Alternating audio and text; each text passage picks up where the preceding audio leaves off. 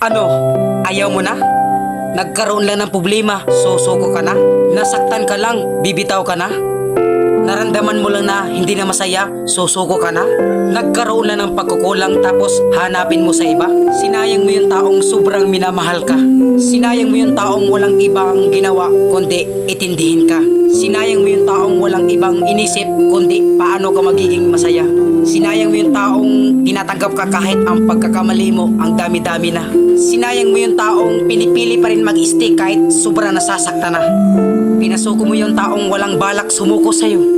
Iniwan mo yung taong walang ibang ginawa kundi mangarap na makasama ka hanggang dulo. Alam mo, sa relasyon, hindi laging masaya. Hindi laging kinikilig. Hindi laging may problema. Hindi laging okay. Bago ka sumuko, pag-isipan mo muna. Baka sa huli, ikaw rin magsisi. Tipong nasa tamang tao ka na pala